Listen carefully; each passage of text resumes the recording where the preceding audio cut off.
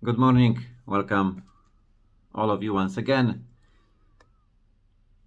Genesis 22.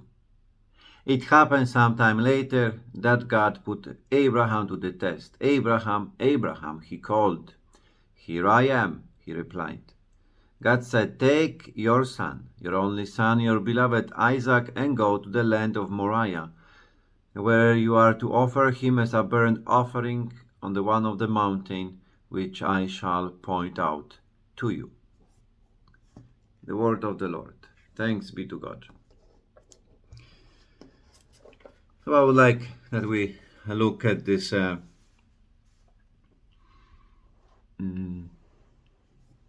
this short passage. We have the Lord is calling Abraham and telling him to go. And we know that this expression to go in Hebrew is leka, which appear the first time in Genesis 12, in the first test, this first call, and then appearing here, as in the tradition suggests, is the last test. And the catechism of the Jewish tradition speak about it, and the catechism, as we mentioned in 2572, speak about this being the final stage in purification of Abraham's faith. So Abraham here, once again, the call, the voice of the Lord, the voice who tell him to go in this mission, this time, this task. And this task is saying, take here in the Jerusalem, the New Jerusalem Bible translation, it said, take your son, your only son, your beloved Isaac. But in Hebrew, some translation will underline that there is divided on 4 parts, not only 3 parts as it here suggested, but here, for example, in the other tradition, in other translations, say, take your son, your only son, whom you love, comma, Isaac. So 4 parts. Some translation will underline the last part saying, take your son, your only son, whom you love, even Isaac. And that 4 parts was, was a question, why this repetition? Why couldn't be, said just take your son Isaac? Because it's very important to see that Abraham, he loved his son. And there is no surprise here, because for many long years he was without a child. To have a child in the culture was very important, was to have, really inheritance, to have also eternal life in that aspect, because that doctrine of the resurrection, final life, was not yet defined. So there was conviction that you live in your descendants. So and then being old, having a barren wife, then having this promise from the Lord. All these things and many years of waiting. First time Abraham hears the voice of the Lord when he's 75 years old, and Isaac is born when Abraham is 100. And then now, another years later, this same God comes to Abraham and asking him to sacrifice his son. So for sure it is not easy, to comprehend, but to see that Abraham certainly loved his son. Then there is a story, a midrash. It is a kind of story for children, but not only for children in Jewish tradition. Why these repetitions in the Bible. So it is said that Abraham was, considered to be, really holy man on the earth, and God was so proud of him. And then there is Satan, who is coming, saying, accusing, saying, no, Abraham will be, he's not, his faith is not too strong. He will give up as soon as you will ask him to sacrifice a son, his son. So God is putting this test to Abraham, and it is shown as a dialogue. God coming to Abraham and saying, go and offer as a burnt offering your son. And Abraham responds, which one? I have two sons. Because we know that there was already Ishmael and Isaac.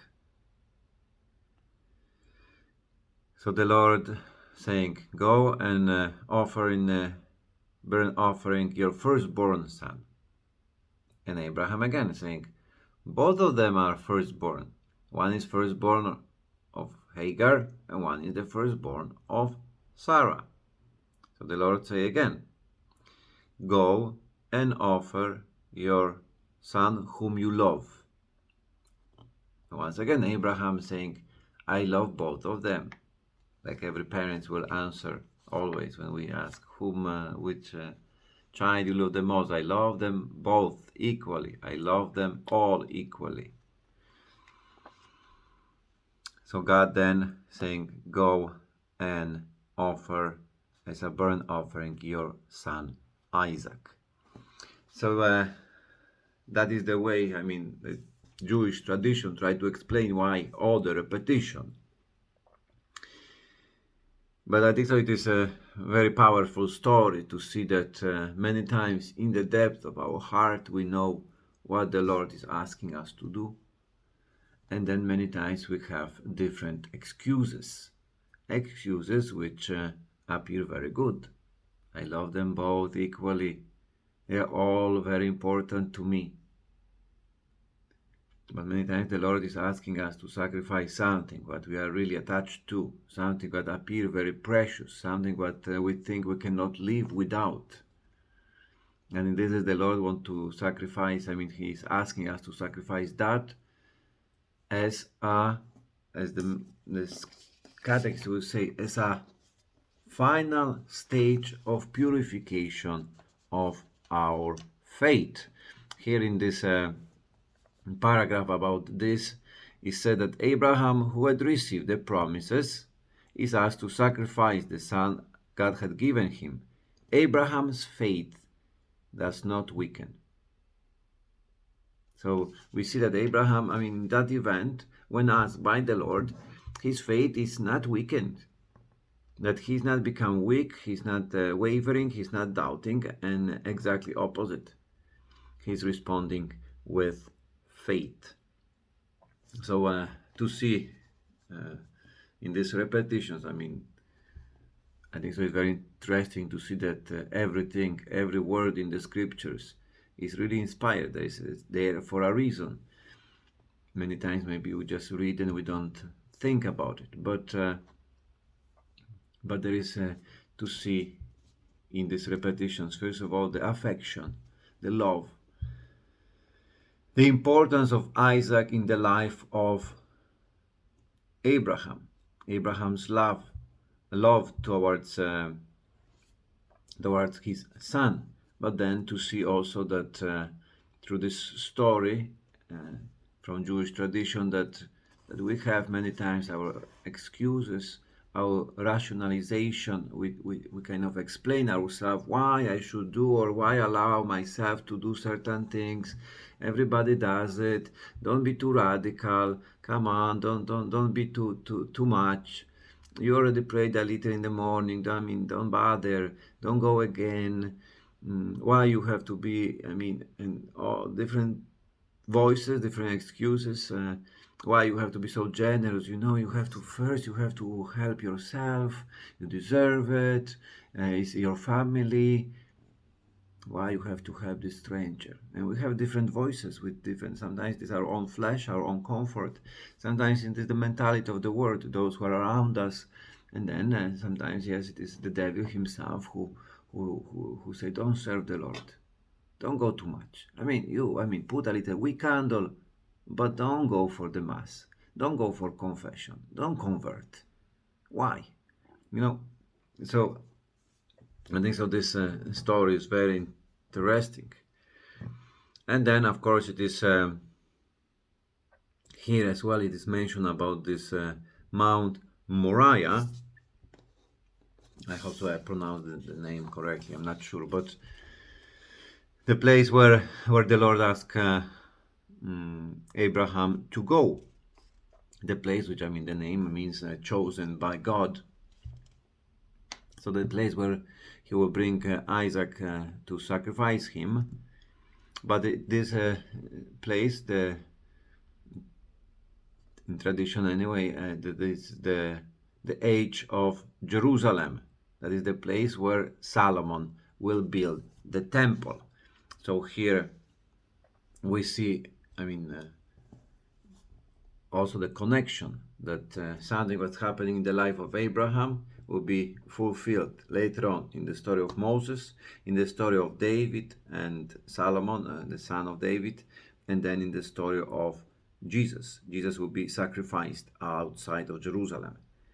So it is said, like in tradition, saying that this is the place where Abraham is sacrificing his son, when he's ready to sacrifice him, that it will be the place of the temple, place of sacrifices, different sacrifices of animals. But there will be the place where is the meeting with God, where we can see, I mean, we can experience that God is providing, that God is there for us. So that was the tradition where the temple was built. And then we see that there is the place where will be the final sacrifice of God's only beloved Son, Jesus Christ. That God himself, not allowing Abraham to sacrifice his son, but will be the one who sacrificed his son. In order to save a slave, he sacrificed his son. So this is these few verses of chapter 22. So hopefully we can have this day, in the days to come, to listen what the Lord is calling me to, maybe to sacrifice, what I put my trust, what is the heart of mine, where is my heart, what I'm attached to, and to see that the Lord comes to ask us this sacrifice in order to purify our faith. So our faith needs purification. Have a great day. God bless.